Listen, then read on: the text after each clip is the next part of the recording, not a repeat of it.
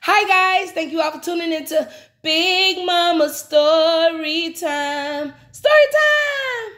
Don't forget to like, subscribe, share, comment to my page. Here we go.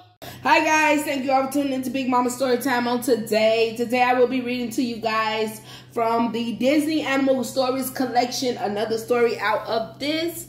All right guys, so we have read quite a few. Let's see where we at. Okay, so the last one we read was The Fox and the Hound. The next one is going to be A Bug's Life. Every ant has his day. Okay, let's get into this. Okay.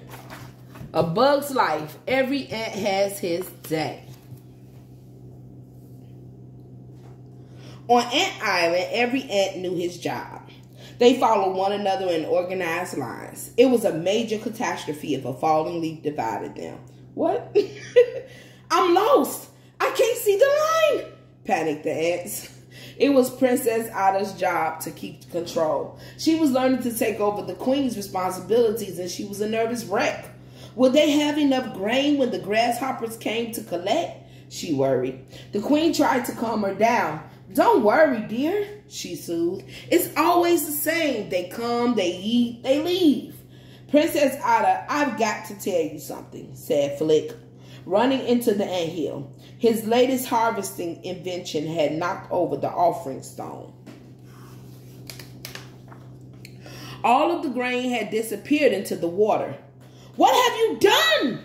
Princess Ada cried, but Flick didn't have time to answer. The grasshoppers had crashed through the walls of the anthill. Where's the food? Demanded Hopper. Princess Ada was distressed as the bully pushed the ants around and grabbed her sister Dot. I want double the order of grain before the last leaf falls, Hopper shouted. He didn't care that the ants would not have time to collect food for themselves before the rainy season. As the grasshoppers flew noisily away, Flick had an idea. He could get bigger bugs to fight the grasshoppers, he exclaimed. Ada agreed to let Flick go search for bigger bugs. She didn't expect him to succeed, but this would keep him from causing any more trouble. She wanted him out of the way, okay? Floating away on a dandelion puff, Flick waved goodbye to Princess Dot. He'll get the bestest, roughest bugs ever, the little princess told her blueberry scout friends. When Flick returned with a group of the biggest bugs the ants had ever seen, Dot was excited. I knew you could do it, she cried. However, Ada was not so pleased. We're ants. We don't fight grasshoppers, she said to Flick. She was suspicious of the warrior bugs. That was the whole point of getting bugs, Ada.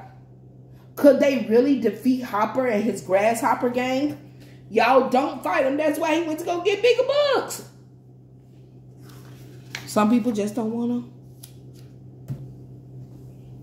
The large bugs were confused. Flick, we're not warriors. We're circus performers. Oh, wow, cried Rosie the spider. There had been a misunderstanding. The circus bugs had thought that Flick was a talent scout. They wanted to leave. Flick was devastated. Don't go, he pleaded, grabbing Slim, the stick bug. If the other ants found out that he had messed up again, his life would be destroyed. I'll come up with a plan. You won't have to fight. Just stay, he begged. They didn't have time to argue. A bird had swooped down and was about to eat Dot. Frances the ladybug caught the tiny princess as she fell, and Flick gathered the other circus bugs to form a rescue party. Hemlick, the caterpillar, distracted the bird while Dim, a giant blue beetle, carried them all to safety in a thorny plant.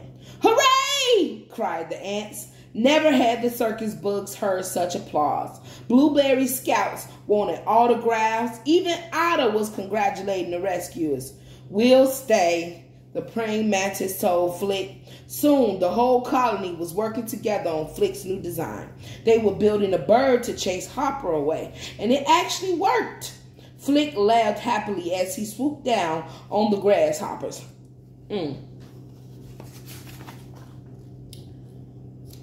Bird! Yelled Hopper. He was terrified as he looked at the ants. that had squirted berry juice on themselves to look like they were bleeding.